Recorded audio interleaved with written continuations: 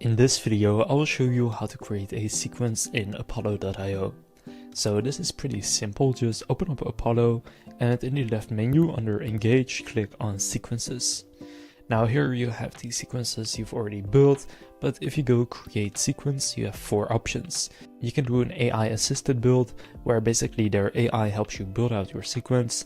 You can start with a template from scratch, or you can clone an existing one. Now, for example, if you pick a template, you can see the different templates they have right here. Stuff like at-risk customers, change in leadership. You can also filter by the type of template, such as stage-based targeting, industry-based targeting, etc. Now, for example, what I'll do is create an AI-assisted sequence.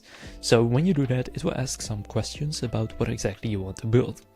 So right here, it will ask for your company or product name, your customer pain points, your value proposition, call to action, and you can add some additional context.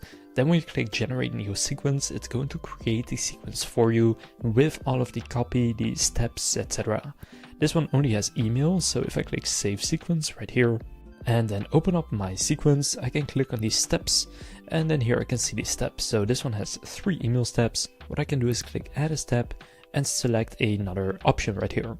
So you can do an automatic or manual email, you can do a phone call, another action item, whatever that may be, a LinkedIn connection request, a message, view a profile, or interact with a post. Now, for example, if I do LinkedIn view profile, I can drag it, for example, as the second step. Then now it's set to after 3 days, meaning that this one sends immediately. 3 days later, I view their profile. Now, if I also set that to, let's say, immediately, and I click save, then both of these happen immediately. Now, make sure it's set to active right here and just customize all of the copy and stuff that you want to customize. Now, if you go to a certain step right here, you can customize it by just typing right here.